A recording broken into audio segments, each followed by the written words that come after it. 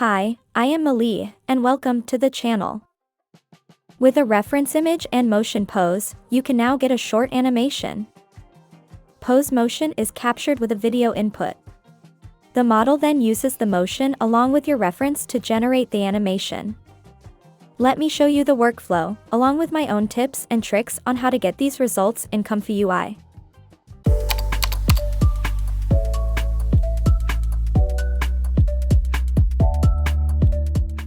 A big shout out and thanks to the paid channel members. Before I start, please note that this requires a separate Comfy install. We will not be using the existing Comfy. The tech has different requirements, which may interfere with or break some custom nodes. As a precaution, I sideloaded a new install of ComfyUI on my system and installed only the custom nodes required to get this working, and there are no issues. The tech is still in development and experimental. If you decide to skip this one, I suggest you still watch the tutorial, as some of the tips and tricks used in the workflows help in other areas of Comfy, especially animations. Some knowledge of ComfyUI is required for this. You need to know how to set up ComfyUI, install the manager, and know about IP adapters and control nets.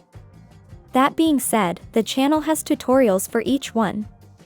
If you are very new, I suggest you look at them before continuing the tutorial. This is not the original Animate Anyone, as the devs have not released the code yet. In fact, this is a near 80% reproduction of Animate Anyone by More. We will use an improved version of More Animate Anyone ComfyUI implementation by Mr. for example. This custom node has a different torch version requirement. To avoid risk, sideload a new ComfyUI installation. Create a new folder called Comfy2 and install it here. Then install the Comfy manager, boot up Comfy, go to the manager, and install Animate Anyone custom node by Mr. for example. Now, go to the custom nodes folder within Comfy. Go inside the Animate Anyone Evolved folder, right-click, and open a terminal. Run the following command to install dependent packages. Since I already have it installed, I will get a requirement already satisfied message. Make sure CuDA 11.8 is installed in the system. After the CuDA installs, go to the Python embedded folder within Comfy and install CuPy and CuTensor. Open a terminal and type in the following commands. All the commands and relevant links will be given in the description.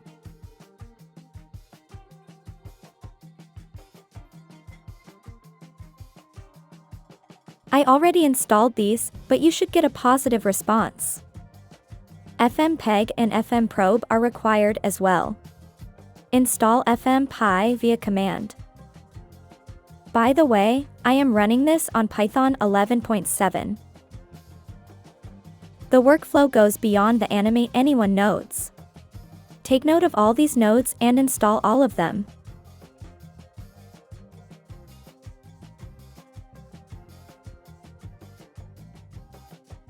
You need to download some models for Animate Anyone.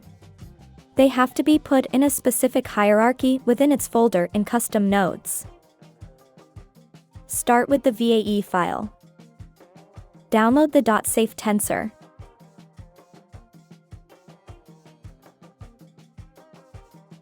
Put it under the VAE folder in Models. I have renamed the file. Then, download the ClipVision file.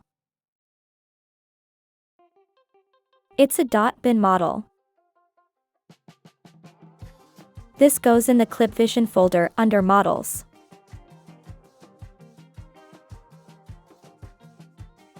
Next, you need to download the 4 pre-trained models.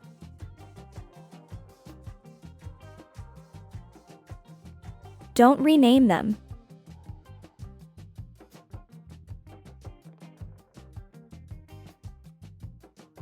Go to Custom Nodes. Animate Anyone Evolved and put them in the pre-trained weights folder.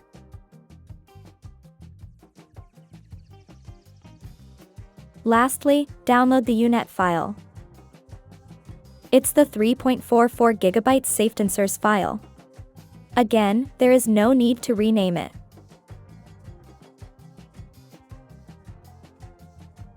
In pre-trained weights, go in Stable Diffusion, UNet, and put it here.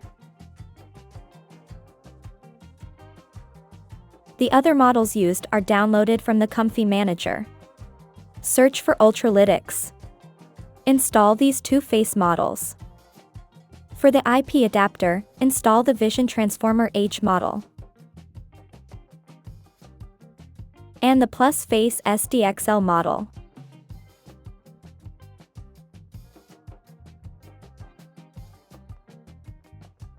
Using a load video node, you can capture a pose motion from any video input.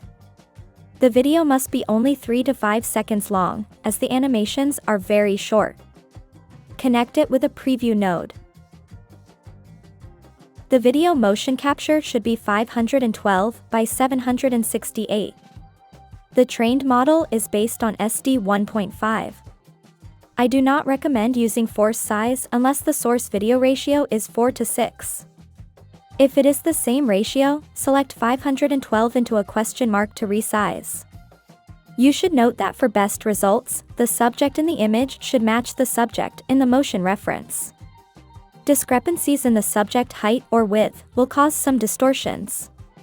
The model is still in development, and they will improve on this. The frame load cap limits the number of frames to output and process. Let's select 10. You can preview the first 10 frames from the video.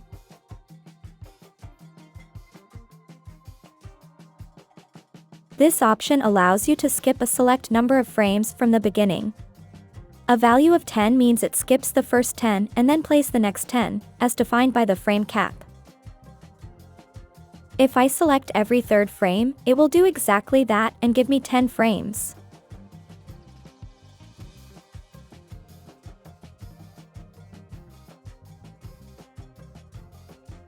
A cap of 60 or 120 does fine on the 4090. It can go as high as 160. I tried 240, and it ran out of memory. I suggest you start at 12 or 24, then increase to 60 or 120, depending on your VRAM. Connect it with a DW pose estimator. Leave all the settings at default. Further connect it to a video combined node. For the tutorial, all outputs are at H.264, MP4. For smoother output, keep FPS at 30 and increase it to 60 if it is too slow. Hit Q prompt to generate the DW motion pose animation. Save this output as it is needed for the video input reference. Since this is a bit sluggish, I am increasing the frame rate to 60. You can see it is now shorter but smooth. So here are my recommendations.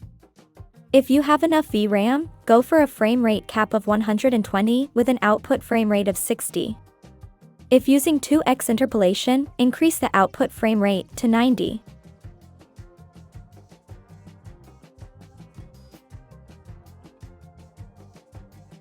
For the basic setup, you start with the Animate Anyone sampler and branch backward from there. Add the Animate Anyone node. Drag out and connect the two UNet nodes.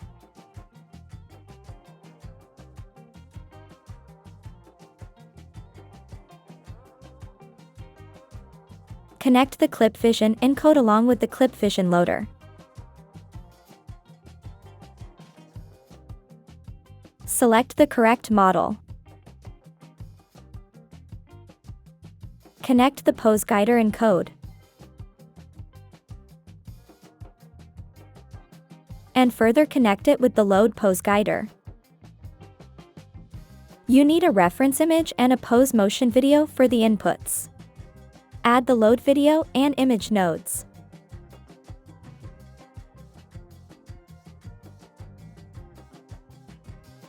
It is advisable to connect both these nodes to an image upscale for resizing. This is useful only if the source is in a 4:6 ratio. Otherwise, use third-party software to bring it to this ratio. The video input connects with the pose guidance and code. Image with the clip vision. Also, we will use this image as a VAE encode for the reference latent. The VAE loader model should be the one that you downloaded earlier. Do not use any other model.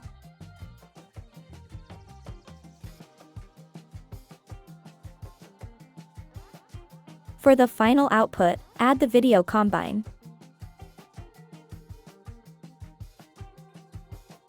Choose a desired output and change the frame rate to 30.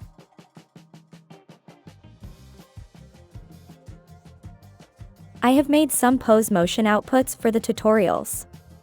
I will make them and the workflow JSON available in the community post for the paid members. Here, I select 60 frames for output and will skip the first 120 frames.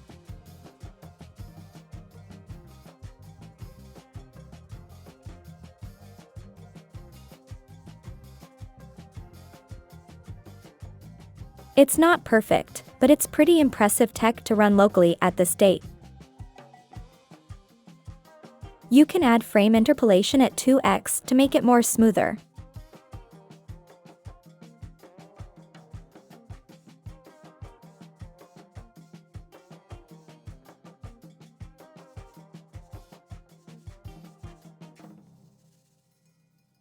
Adding more frames slows it down. To correct it, increase the frame rate to 90.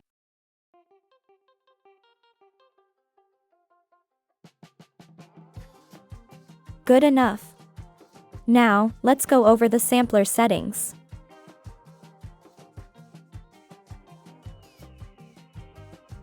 Typically, I would explain what each and every setting does technically, but I don't see the point here. The CFG has a neglectable difference here. I suggest you stick to the default value. Steps also do not make much of a difference. Stick around 20 to 25. The seed can help with some quirkiness. However, changing the frame cap does a better job. If you have a lower VRAM, reduce the context frame to 12. For the other settings, keep it at default. Otherwise, they break the output. Also, for some reason, I could not run any scheduler besides denoising diffusion implicit models, DDIM for short. See what happens when I use DPM Keras. Maybe it's my environment, I really don't know. If you know a fix, let me know in the comments.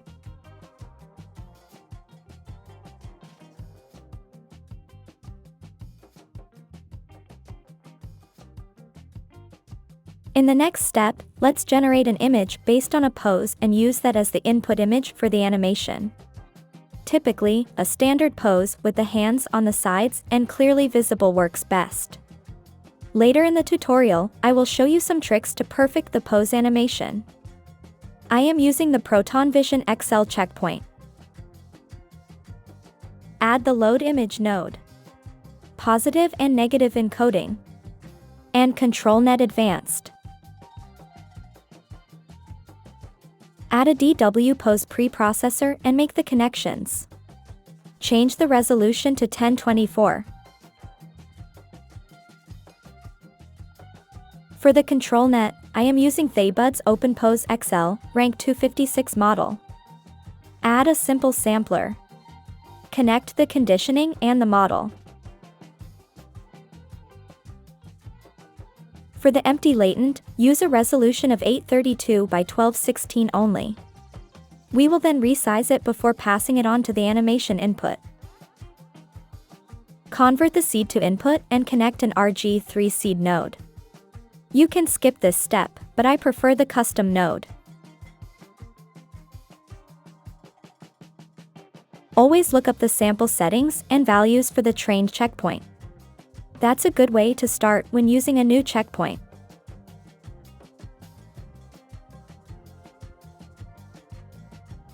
A simple positive and the standard checkpoint negative.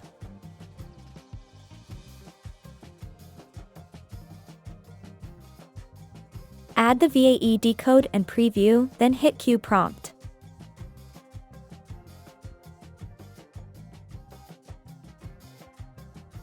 Before sending this image as input, let's fix the face via Face Detailer.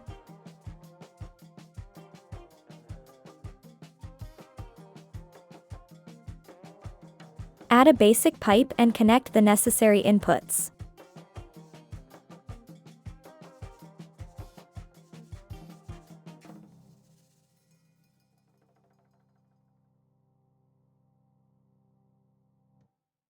We will first resize the output before fixing the face. Choose 512 by 768. For the interpolation, Lanczos is the best. Add a basic to detailer pipe node. Select the face YOLO 8M model for the B-box. Prefer GPU. Also, add and select a face segment model. The 8M Seg2 60 model. Now add the face detailer. Connect the detailer pipe and image.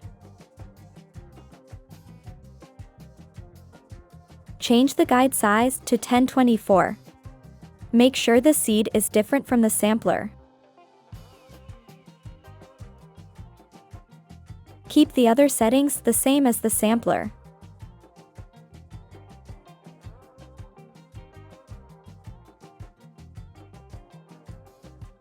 Enable Force in Paint and reduce B-box threshold to 0.2 or lower. Keep the rest of the settings unchanged. Add a preview and Q prompt.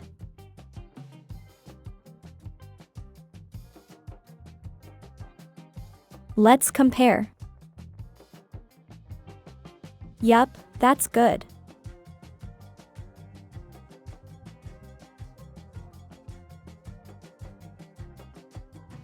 Now, connect the output to the animation input.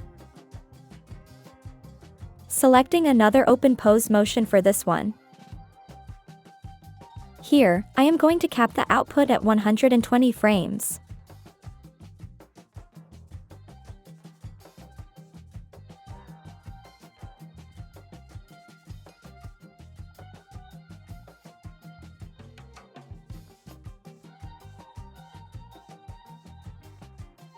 Okay, so this is why we fixed the face before animation.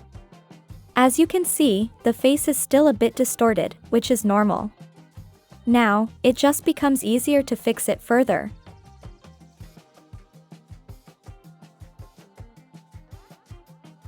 Extend the basic pipe. And add a clip text encode. I am going to change the prompt here for the animation face fix. Depending on the subject, change the man face to woman and vice versa. Add the Animate Diff loader node.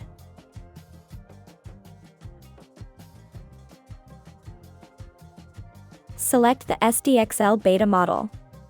You have to download this model manually. Connect the basic pipe. Drag and add the context options node. Change the context length to 32. On lower VRAM, stick to default. Change the beta scheduler to square root linear. Now, I am going to add IP adapter nodes. I want to use the same face from the image generated output, which helps with consistency. Connect the model and add clip vision and IP adapter model. Select the SDXL Face Vision Transformer H model.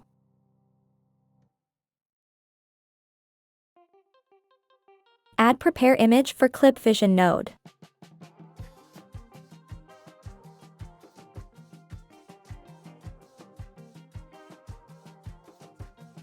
Then, add an image crop node. We would crop the image and just get the face.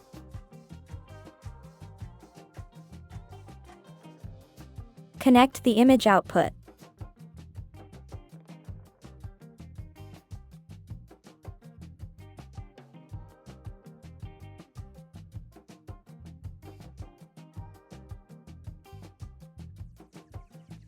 Adjust the values to get the face centered. Change the crop position to center.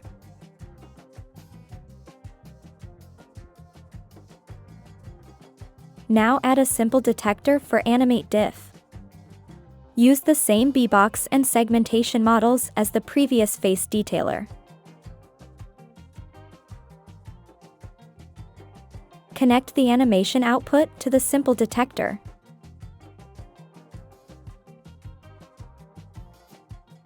Add detailer for Animate Diff and connect the image output and segs.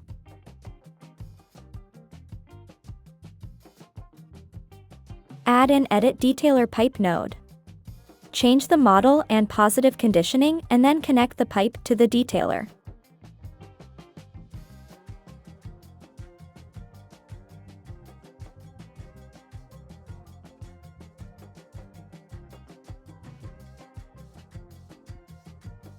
Add the segs paste node. I made a mistake here, do not connect the image. Connect only the segs from the detailer. Duplicate the output and connect it.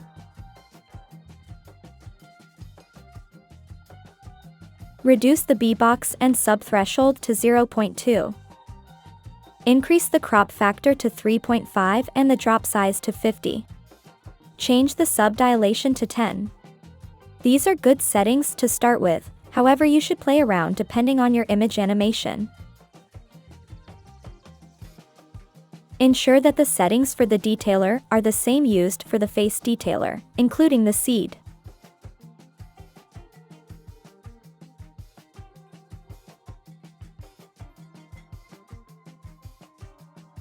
A denoise value of 0.3 to 0.5 works great.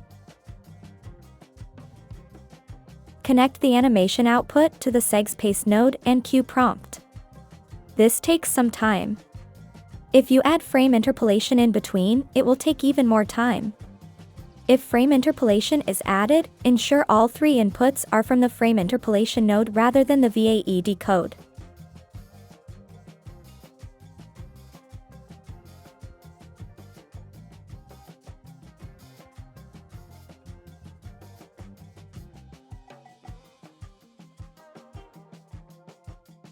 The output is pretty consistent except for the background.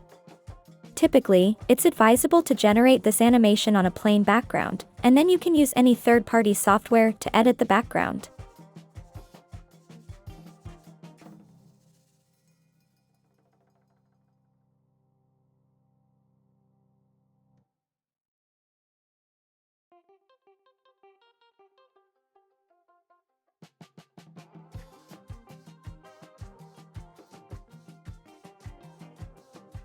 The way to do this is that the starting point of the pose motion video should be as close as possible to the reference image. Here, the ballerina has a very different starting pose.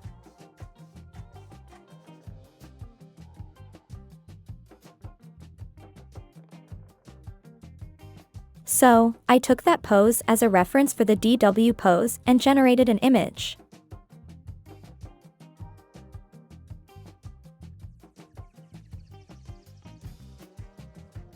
The image-generated pose is very close to the motion animation's starting pose. I then use face detailer to first fix the image face. And then, pass on this image to the animation input as a reference.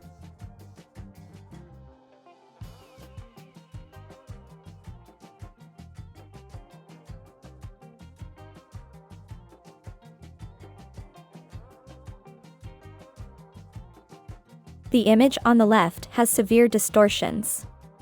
I then used Animate Diff and IP adapter to resemble and fix the original face. The result is on the right. You can use frame interpolation to smooth out the animation. So, how did I do the line art animation?